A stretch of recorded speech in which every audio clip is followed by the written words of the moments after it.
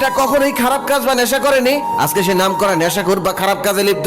যে ছেলেটা কখনোই নিকোটিনের দোয়া সহ্যই করতে পারত না, সেই ছেলেটার কাছে আজ নিকোটিন তার নিত্যদিনের সঙ্গী। নিকোটিন ছাড়া এখন সে চলতেই পারে না। সে এখন প্রতি রাতেই ছাদের এক কোনায় বা ব্যালকনিতে বসে নিকোটিনের আগুনে নিজেকে পোড়ায়। যে ছেলেটি কলেজ, কোচিং কিংবা বন্ধুদের আড্ডায় সবাইকে হাসিয়ে মাথিয়ে রাখতো, সে এখন চুপ থাকে, এখন আর আগের মতো কথা বলে না। যে ছেলেটা অন্ধকার আর কালো জিনিসকে সব থেকে বেশি অপছন্দ করতো, আজকে সে সবাই গেলে সবার আগে কালো কালারটাই পছন্দ করে, আর প্রায় সবাই তাকে অন্ধকারের মধ্যে বসে থাকতে দেখা যায়। এছাড়াও আমাদের আশেপাশে আরো অনেক ঘটনা ঘটে, কারোটা প্রকাশ পায় আবার কারোটা প্রকাশই পায় না। সমাজের ছোট বড় প্রত্যেকেই ভাবে হয়তো খারাপের সংস্পর্শে গেলে একটা মানুষ খারাপ হয়ে যায়। এভাবে আমাদের আশেপাশে ঘটে যাওয়া কর্মকাণ্ডগুলোর প্রতিক্রিয়া আমরা এভাবেই জানাই। সাধারণত প্রতিক্রিয়াগুলো এরকম হয়: ছেলেটা আগে ভালো ছিল কিন্তু এখন রোজ সিগারেট খায়, ছেলেটা নষ্ট হয়ে গেছে, মারপিট আর নেশায় আসক্ত হয়ে গেছে। এই ছেলেটা ছোট থেকে আমাদেরকে কত সম্মান করতো, কিন্তু এখন সামনেই সিগারেট ধরায়, এই ছেলেটাও নষ্ট হয়ে যাবে, আমরা কখনো কল্পনা করতে পারিনি, ইত্যাদি ইত্যাদি। আমরা তখন ভেবে থাকি এসব ছেলেগুলো নষ্ট হয়ে যাওয়া বা বিগড়ে যাওয়ার পিছনে খারাপ সঙ্গই দায়ী,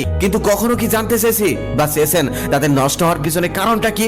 কেন তারা হঠাৎ করে নষ্ট হয়ে গেল? একটা ছেলে শুধু খারাপ সঙ্গ পেয়ে নেশায় আসক্ত হয় না, তার পিছনে অনেক কারণ থাকতে পারে। কখনো কখনো পারিবারিক সমস্যা হতে পারে তার কারণ, আবার কখনো কখনো হতে পারে প্রিয় মানুষটা থেকে অবহেলা পাওয়া তার অন্যতম কারণ। আমাদের সমাজে প্রায় অর্ধেকেরও বেশি ছেলেরা নষ্ট হয়ে যায় শুধু প্রেম বিচ্ছেদে, আর বাকি কিছু নষ্ট হয় পারিবারিক কারণে। তখন এরা বেঁচে থাকার জন্য বা পুরনো স্মৃতিগুলো মুছে ফেলার জন্য নেশায় আসক্ত হয়। আচ্ছা, আপনি কি জানেন কতটা কষ্ট পেলে একটা ছেলে তার চোখের থেকে জল ঝরায়? হ্যাঁ, আপনাকে জিজ্ঞেস করছি যে এই ভিডিওটা এখন মনোযোগ দিয়ে শুনছেন। আমার জানা মতে কখনোই কোনো ছেলেকে আপনি কারোর সামনে বসে কান্না করতে দেখবেন না, কারণ সে খুব ভালো করেই জানে সবার সামনে বসে কান্না করলে সবাই তাকে নিয়ে হাসি ঠাট্টা করবে, মজা করবে। তাই সে তার কষ্টটাকে বুকের মধ্যে যত্ন করে লুকিয়ে রাখে, কারণ সে জানে এখানে রাখলে কেউ দেখতে পারবে না, একমাত্র সৃষ্টিকর্তা আর সে ছাড়া। রাতের অন্ধকার বা ঘরের এক কোনায় বসে ছেলেরা গম্ভীর গম্ভীর কাঁদে আর চোখের পানি ফেলে। একটা ছেলে মাঝরাতেও চিৎকার করে কান্না করতে পারে না, কারণ তার আশেপাশের মানুষ যদি তার কান্নার শব্দ পেয়ে যায়। বাসায় যে ছেলেটা সবসময় হাসি খুশি থাকতো, বন্ধুদের আড্ডায় সবাইকে মাতিয়ে রাখতো, কিছুদিন যাবত ভালোবাসার মানুষটার থেকে সেই ছেলেটা অবহেলা পেয়ে অনেকটা বদলে গেছে।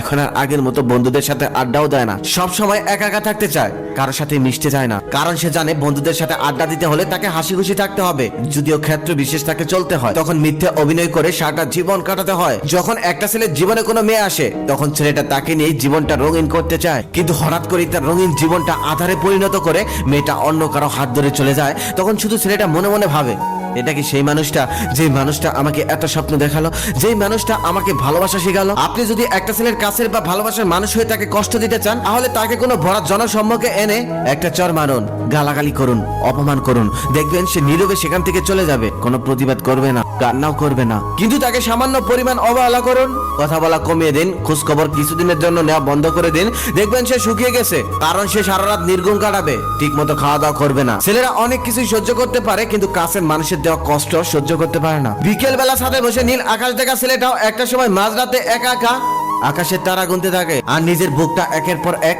সিগারেটের আগুনে পোড়াতে থাকে। যেই ছেলেটা একটা সময় নীল রং পছন্দ করতো, সেই ছেলেটাই এখন আবার কালো রং পছন্দ করে।